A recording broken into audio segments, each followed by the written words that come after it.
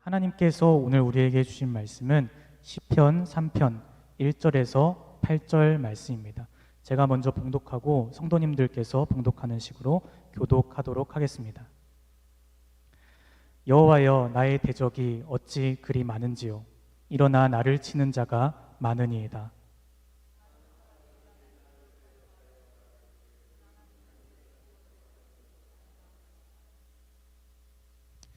여호와여, 주는 나의 방패시요 나의 영광이시요 나의 머리를 드시는 자이시니이다.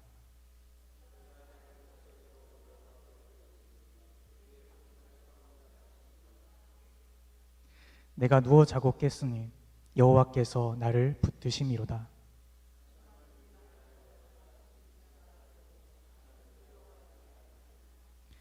여호와여, 일어나소서. 나의 하나님이여, 나를 구원하소서. 주께서 나의 모든 원수의 뺨을 치시며 악인의 일을 꺾으셨나이다. 구원은 여호와께 있사오니 주의 복을 주의 백성에게 내리소서. 셀라. 우리 기독교인들에게 시편이 있다는 것이 축복 가운데 또한 축복이라고 생각합니다. 시편은 히브리어로 테헬림, 그래. 테헬림이라는 말은 찬양, 여호와를 찬양하라 또는 찬양집 이렇게 불려지는 말씀입니다. 우리 기독교는 태초부터 말씀과 찬양이 함께 있었어요. 말씀만 있는 게 아니었어요. 항상 거기는 찬양이 있었다고. 다른 종교는 찬양이 없어. 우리 기독교를 모방해서 만든 뭐 찬불관가 뭐 이런 게 있대는데 그건 다 가짜고, 우리 기독교는 원래부터 찬양이 있었어요. 근데 저는 음악을 잘 모르지만 현대 음악은 뭐 바부터 뭐 시작한다고 그러는데 뭐 악보 같은 게 말이에요. 근데 이 시편은 가사는 지금 남아 있지만 시편은 다 이 찬양곡이거든요. 근데 곡조를 모르잖아. 우리가 어떻게 불렀는지. 너무 안타까워요. 그래서 옛날 이스라엘 백성들은 성전에 올라갈 때 열을 지어서 찬양을 부르면서 올라갔어요. 우리도 그렇게 했으면 좋겠어. 그러니까 이 성전 안에는 찬양이 가득 찼고, 이 성가대원들은 우리 식으로 말하면 장로님들이 모여가지고 찬양을 불렀어요. 그러니까 괜히 성별된 사람들이 부르는 찬양이었다 이렇게 볼 수 있어요. 제가 이 시편에 대해서 서론적인 얘기만 해도 1시간을 할 수 있을 텐데 다 이 짧은 시간에 할 수 없기 때문에 간략하게 해야 되겠습니다. 또 우리 사모님이 나보고 서론은 좀 짧게 하라더라고.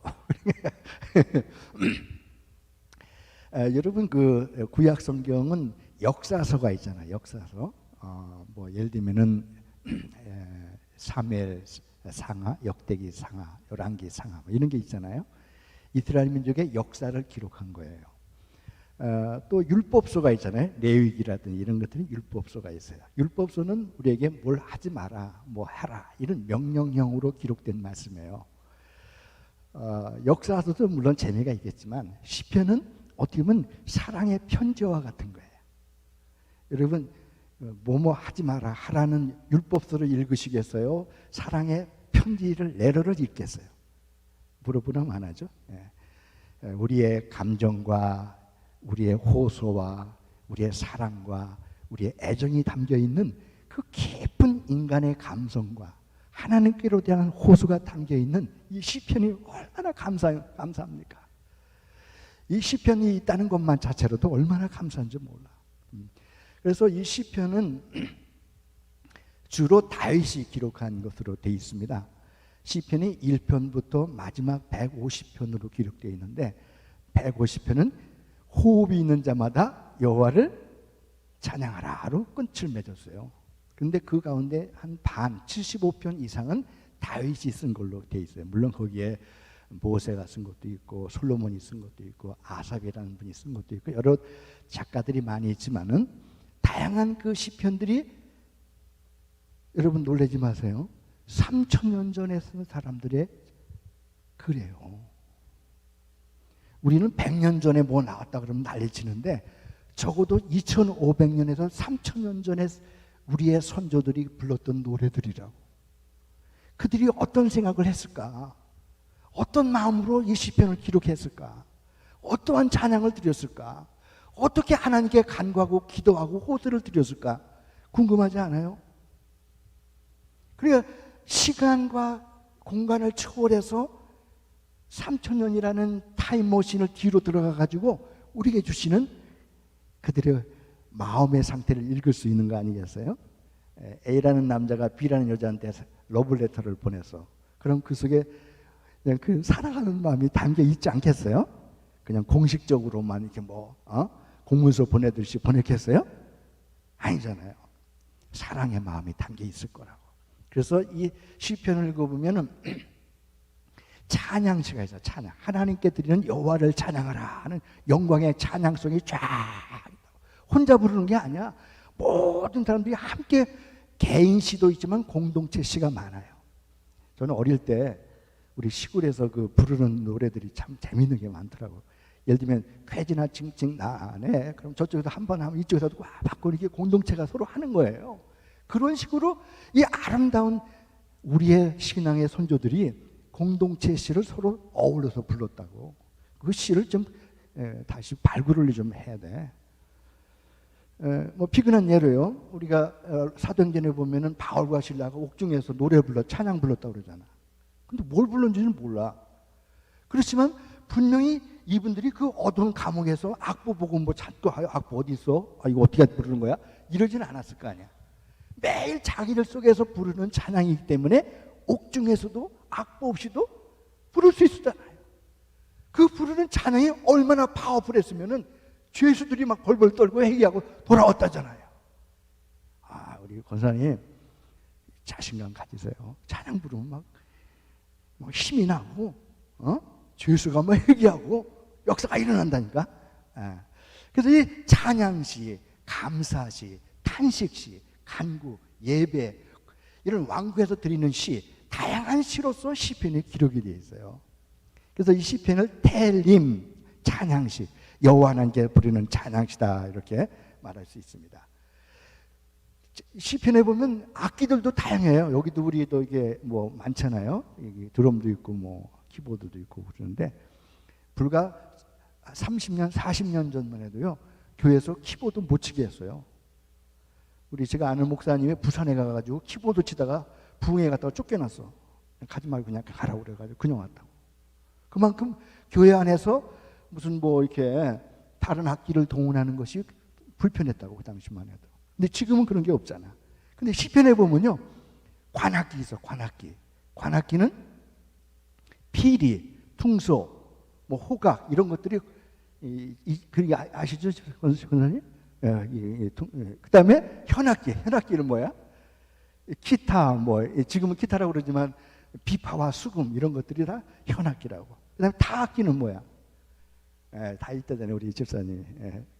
북 두드리는 거, 재금 또는 뭐 북이라든지 소고치며 춤추며 이런 게 나오잖아요. 다양한 악기들이 다 동원이 돼서 여호와 하나님께 영광의 찬양을 드렸다고요. 이것이 시편에 나오는 그런 말씀들입니다. 이 시편의 여러 가지 구성된 말씀들을 제가 다 들으려면 시간이 걸리는데 하여튼 이 3,000년 전에 우리의 신앙의 선조들이 성전에서 드렸던 아름다운 노래들, 아름다운 찬양시, 감사시, 탄식시 이런 시들이 바로 시편에 있었던 그런 말씀입니다. 그 말씀 속에서 그냥 찬양을 부른 게 아니야. 그들의 고통 속에서, 그들의 삶의 아픔 속에서, 그 수많은 역경과 환난 속에서 여호와 하나님께 드리는 아름다운 찬양이에요. 마치 누에가 거친 뽕잎을 먹고 아름답고 아주 신비한 비단실을 뽑아내는 것처럼 그들의 생활의 삶은 거칠고 힘들었지만 그들이 부르는 찬양과 고백과 간증은 아름다운 비단실과 같았다 이렇게 말할 수 있습니다. 자, 오늘 제가 시편 3편을 함께 본문을 읽었는데요. 시편 3편에 보면은 거기에 이 시편에 보면은 표제어라는 게 있어. 표제어 제목이라는 게 있어. 거기 뭐라고 되어 있냐면은 다윗이 그 아들 압살롬을 피할 때 지은 시 되어 있어요. 그리고 이 시편에 보면은 음악적 용어가 여러 가지가 들어가 있어요.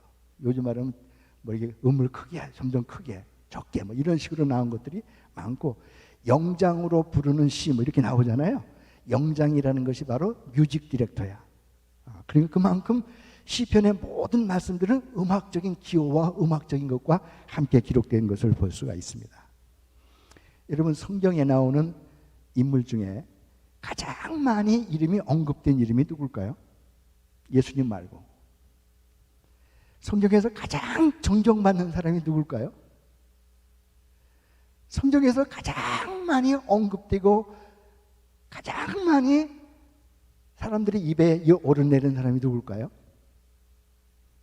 뭐 물어봐 지금 나왔는데, 다윗이라는 사람이, 데이빗이라는 사람이 주석책에 보니까 1100번이 넘게 나왔대.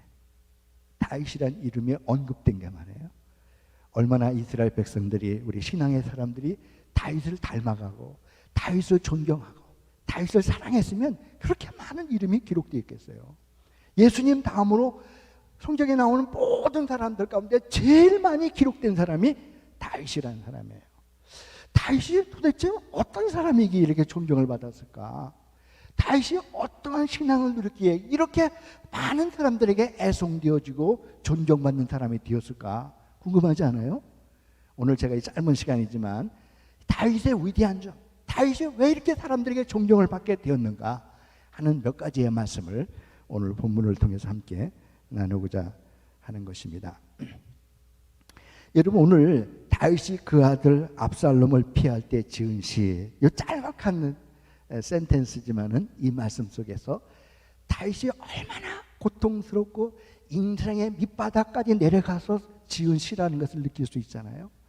아들에게 반란을 당해가지고 그 쫓기는 신세가 돼가지고 아주 비참한 밑바닥에 떨어졌을 때 여호와 하나님께 지은 시라는 그런 말씀이에요. 여러분, 다윗이 위대한 것이 그냥 뭐 하루아침에 무슨 명성을 날려가지고 위대하고 뭘 특별히 뭘 했기 때문에 위대한 거 그런 면도 있겠지만은, 다윗은 인간의 가장 깊은 고난의 역경을 통과해서 고난의 환난을 지나서 하나님을 찬양했기 때문에 위대한 이름이라고 볼 수가 있어요.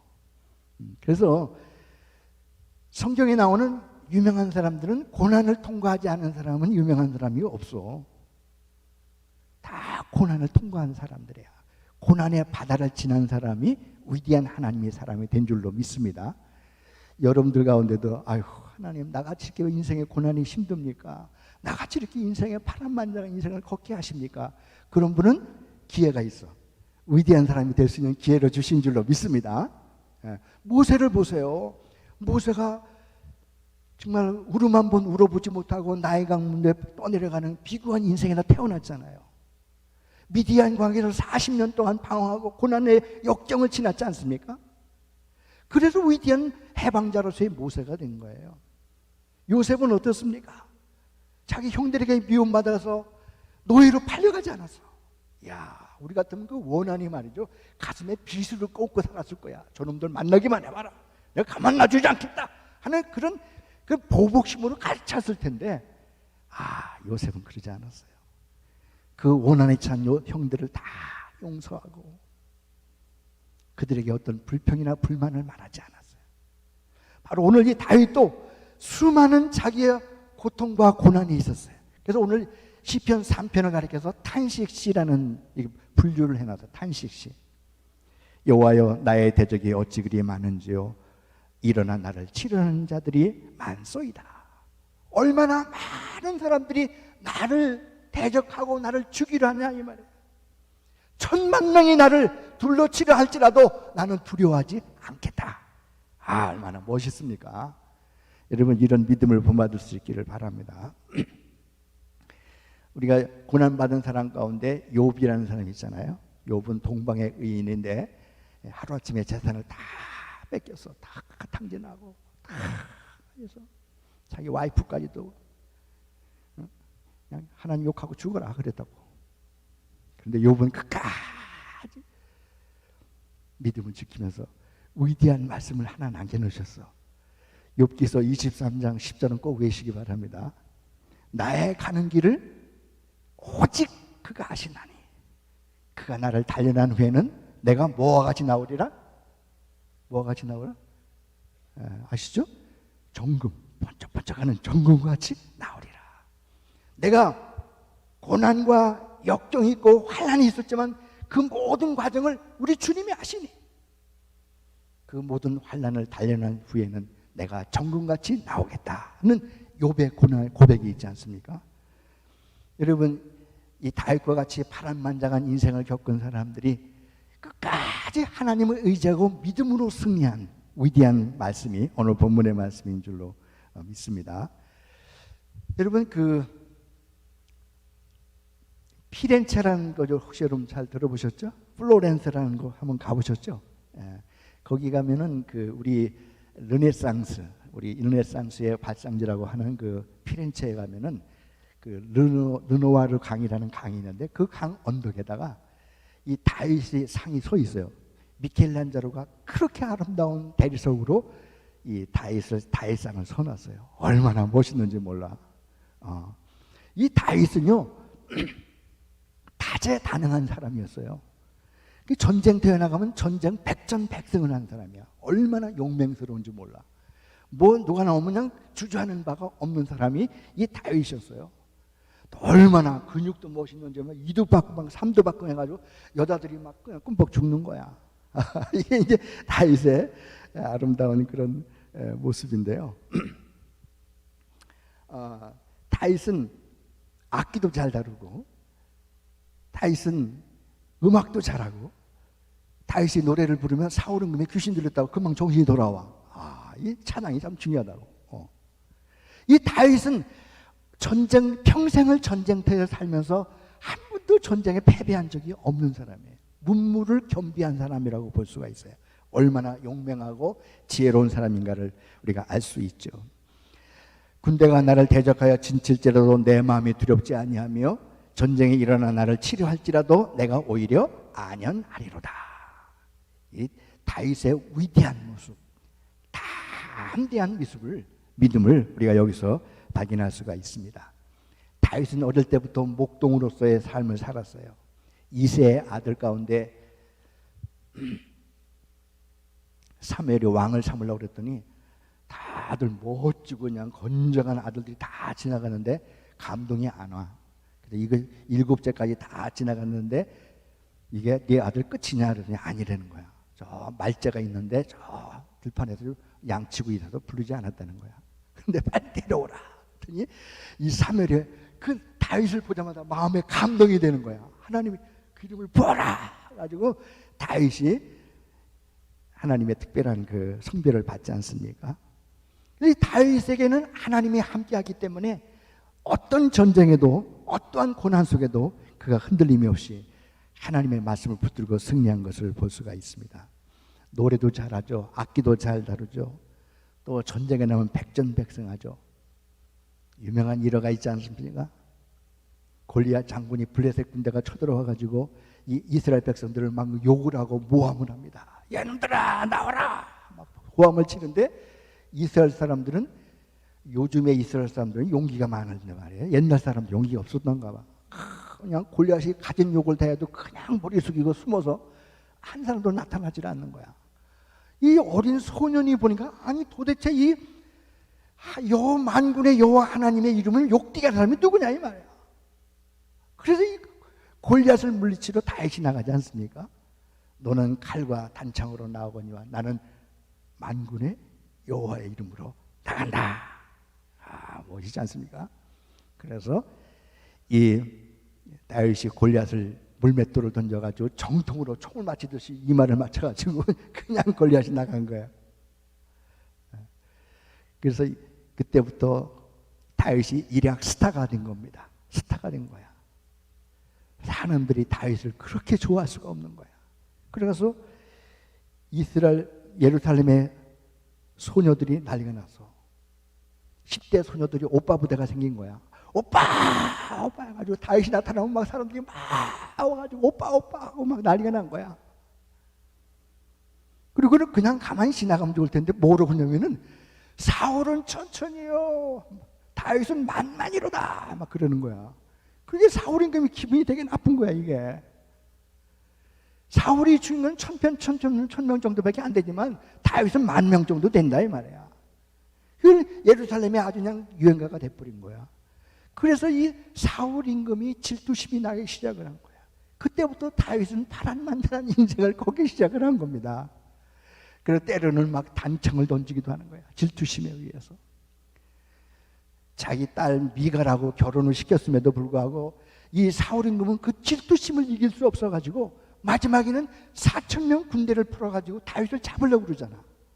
하나님이 함께하는 사람을 잡을 수가 없는 거예요. 다윗은 이리 피하고 저리 피하고 같은 방법으로 사울 임금을 피해보려고 그랬지만은 다윗은 이 사울은 끊임없이 다윗을 괴롭히며 쫓아다니지 않았습니까?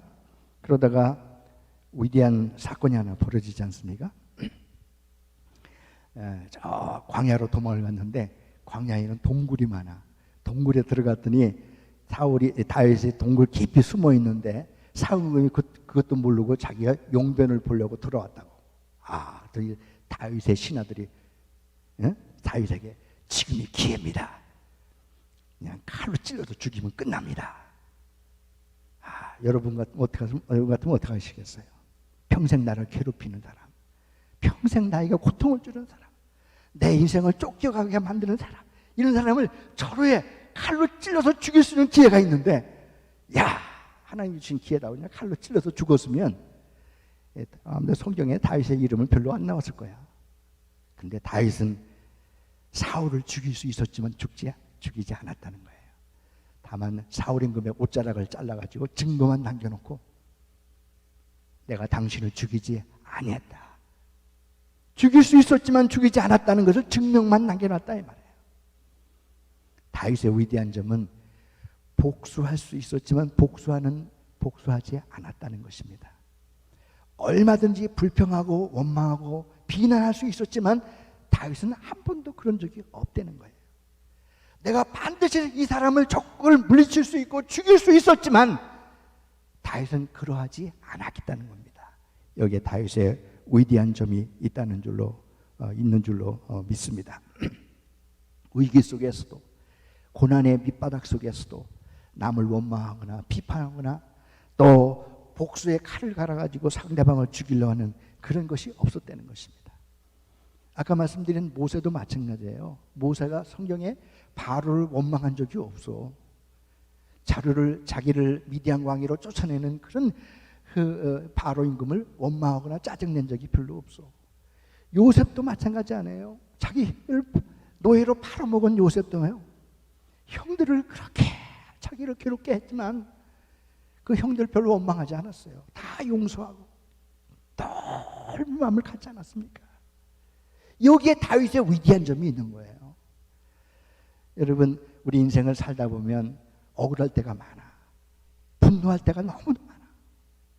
그렇지만 복수심은 버리시기를 바랍니다. 요즘 바이든 대통령이 이스라엘에 가서 나타나유 이스라엘 수상한테 아주 긴밀히 회담을 했다고 그래요. 그 회담 내용이 뉴스에 보면은 뭐라고 나오냐면은 보복하지 말라는 거야. 왜? 미국이 september 11 때문에 보복하려고 저 아프가니스탄에 많은 병사를 보내고 군대 물자를 보내가지고 한 10년 넘도록 고생했다는 거야. 이스라엘이 지금 하마스 한다고 저 가자 지역을 보복하다 보면은 또 다른 문제가 생기고 당신들 더 골치 아프진다. 보복하지 말라 그 말이에요. 여러분, 우리 인생의 삶 속에서 막 죽이고 싶고 발로 밟고 싶지만 그러나 이 다윗과 같이 보복할 기회가 있었고 죽일 수 있는 기회가 있었지만 죽이지 않았다는 것이 오늘 다윗의 위대한 점을 볼 수가 있습니다. 다윗이 오늘 말씀 속에서 자기 아들에게 반란을 당했어요. 그래서 도망가면서 지은 시가 오늘 시편 3편에 있는 그런 말씀입니다. 이 다윗에게는 옛날에는 후궁들이 많았기 때문에 배다른 형제들이 많았어요. 다윗의 아들들이 많았다고. 그 중에 이 압살롬이라는 이 이름이 좀 이상해. 압살롬이 아닌데 압살롬입니다. 압살롬이 있었다고. 이름이 좀 특출한 사람이야. 잘생기고 자기 아버지를 닮아가지고. 그런데 그 아들들 가운데 암놈이, 이것도 암놈이야. 이름이 좀 이상해. 암놈이라는 사람이 있었는데, 이 암놈이 배다른 누이인 다말이라는 여자를 사랑했어. 그냥 마음에 상사병이 걸려가지고 어떻게 저 여자 다말을 내가 사랑하는데 어떻게 해야 될까?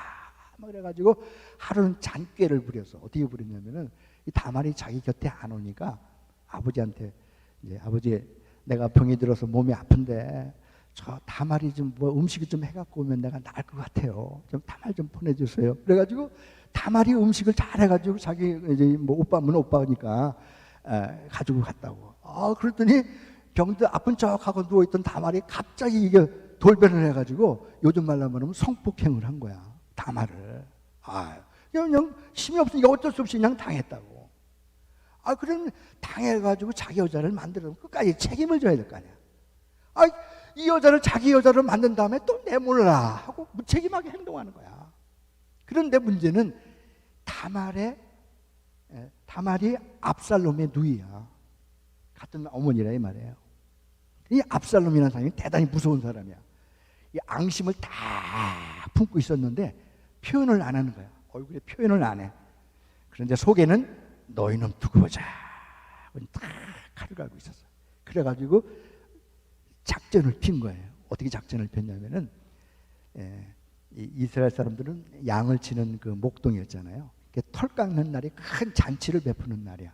그래가지고는 이 털 깎는 모든 잔치에 자기 아버지한테 아버지 우리의 왕자들 좀 다 모이게 해주세요. 잔치를 크게 벌릴 테니까 크게 오게 하세요. 했더니 아들들이 다 온 거야. 왔는데 이미 압살롬이 자객들을 다 숨겨놓고 있다가 암논뿐만 아니라 왕자들을 다 죽여버렸어. 왕자의 난이 벌어진 거예요. 그리고 거기서 끝나지 않고 다윗 왕의 왕권을 찬탈하려고 반란을 일으킨 거예요. 아주 계획적으로 반란을 일으킨 거예요. 그래서 다윗 왕의 신복인 아히두벨을 앞장 세워가지고 반란을 일으켰습니다. 그래가지고 다윗이 갑자기 일을 당해가지고 성경에 보면 신발도 못 신어서 신발도 못 신고 막 쫓겨나가지고 바지춤도 이렇게 해가지고 막 엉거주춤 해가지고 얼굴도 가리고 막 이렇게 거지처럼 쫓겨났다고. 얼마나 비참한 신세가 됐겠어요. 참 이게 뭐 무슨 딴 사람한테 쫓긴 것도 아니고 아들한테 쫓기니 얼마나 이게 말도 못하고 말이죠. 다윗이 얼마나 인생의 밑바닥에서 그 고통 속에서 자식한테 당하는 이 아픔을 얼마나 그 마음속에 괴로웠겠어요. 그 아픔을 가지고 막 가드라는 지역으로 도망을 가는데 거기다 대고 사울의 먼 집안 사람인 시므이라는 여자가 나타나가지고 막 욕을 하는 거야. 뭐라고 욕을 하냐면 이 피 흘린 자요 비루한 자요 가거라 하고 막 욕을 하는 거야. 그래가지고는 같이 가던 그 아비새 군대장관이 대왕님 어떻게 대왕님의 이름 저렇게 목뛰게 하는 저런 놈이 있습니까? 가서 목을 베고 올까요? 딱 했더니 다윗이 위대한 말을 거기서 하는 거예요. 다윗이 하나님 여호와가 저 사람을 시켜서 욕하라고 한지 네가 어떻게 하냐? 하지 마라. 이 위대한 우리 같으면 알았다냐? 즉시로 목소리를 쳐갖고 오너라. 네, 알았습니다. 그랬을 텐데 그렇지 않았어요. 다윗의 마음속에는요 항상 마음에 그 갈등이랄까 그 말 못할 고민이 있었어요. 왜냐하면 자기가 밧세바와 불륜을 저질렀어. 그냥 저지른 게 아니야. 그 밧세바의 아내 우리아를 저 전쟁터에 보내가지고 고의로 죽게 만들었어. 그리고 밧세바를 자기 아내로 삼은 거야. 그랬는데 그걸로 끝나지 않고 나단 선지자가 와가지고 이제 그 얘기하면 또 길어요. 얘기를 한 거야. 그리고 맨 끝에 나단 선지자가 뭐냐면 이 일로 인해서 너희 집안의 칼부림이 끝나지 않을 것이다. 예언을 해버렸네. 그러니까 다윗의 마음속에는 이 마음이 닥쳐진 거야. 그 아들들 속에서 칼부림이 나고 매일 그 싸움을 통해서 그 왕자의 난이 일어나게 되고 다윗의 마음속에서 여호와 하나님이 저 여자를 시켜서 나에게 욕하라고 한지 내가 어떻게 하냐? 하지 마라. 다윗이요 압살롬을 대항해서 싸울 힘이 없어 도망간 게 아니에요. 압살롬을 대항해서 싸울 군대도 있었고 싸울 힘도 있었지만 하지 않은 거예요. 피하는 거예요. 그래서 이 다윗이 절대로 압살롬을 죽이지 말라는 명령을 내려서, 그래서 요압 장군이 이제 반란군이 있으면 진압군이 있을 거 아니에요. 반란군과 진압군이 막 서로 싸우다가 진짜 압살롬이 죽게 돼 있다고. 압살롬이 얼마나 잘생겼는지요. 머리카락이 그냥 몇 통이 되는데 이렇게 츄렁츄렁해가지고 그냥 뭐 너무 잘생겼나 봐. 노새를 타고 막 하는데 이 머리칼이 너무 커가지고 상수리 나무에다 딱 걸렸다고. 그래가지고 대롱대롱 매달린 거야. 그래가지고 요압 장군이 있다가 이놈 잘됐다 하고 그냥 자기 왕인 다윗이 죽이지 말라는 말이 있었지만은 그래도 그냥 그 감동에 못 이겨가지고 그냥 압살롬의 심장을 찔러서 죽였다고. 그래가지고 신하들이 다윗한테 가서 보고를 했습니다. 대왕님, 압살롬을 죽였습니다. 그럼 우리 같았으면 잘됐다, 너희도 수고했다, 보상을 내리겠다 그럴 텐데 그 자리에서 다윗이 그냥 주저앉아가지고 압살롬아, 압살롬아, 내가 대신 죽어야 되는데 네가 죽다니, 압살롬아, 압살롬아, 통곡을 하고 우는 거예요. 여러분 사무엘하 18장에 보면 그 말씀이 다 기록이 되어 있어요. 다윗이 압살롬을 죽이지 못해서 못 죽인 게 아니에요. 진압을 못해서 안 한 게 아니라고. 다윗은 여호와 하나님을 믿었습니다. 하나님이 함께하면 반드시 이 문제는 해결되리라. 10,000,000명이 나를 대적한다 할지라도 여호와 하나님이 나를 인도하시고 승리있게 하시리라는 걸 확실히 믿고 있었던 것입니다. 때문에 다윗은 자기 마음속에 있는 모든 것들이 하나님께 회개하는 마음을 가지고, 그리고 자기 자식이지만 반란군들을 사랑하는 마음이 있었던 거예요. 포용력이 있었던 거예요. 여러분, 이 사랑을 가지고 사람을 용서할 수 있고 사랑할 수 있는 마음을 가질 수 있기를 바랍니다. 그 넓은 마음, 그 깊은 사랑이 있었기 때문에 다윗의 위대한 하나님의 사람이 된 줄로 믿습니다. 아까 말씀드린 요셉도 마찬가지 아니에요. 그 형들 보면 우리 같았으면 얼마나 많은 그 가슴 속에서 우러나겠어요. 자기 형들을 보고 저 높은 다른 방에 가서 대성통곡했다고 그러잖아요. 그렇지만 복수하지 않고 그 형들을 사랑했던 요셉의 마음과 같이 다윗도 끝까지 사랑하는 마음, 포용한 마음을 가졌기 때문에 이 다윗이 위대한 성군이 된 줄로 믿습니다. 이런 위대한 인물들이 되시기 바랍니다. 하나님의 사람들이 되면 성경에 여러분의 이름도 기록될 줄로 믿습니다. 이 믿음을 가지고 승리하시기 바랍니다. 10,000,000명이 나를 둘러치려 할지라도 나는 두려워하지 않겠다. 할 수 있겠죠?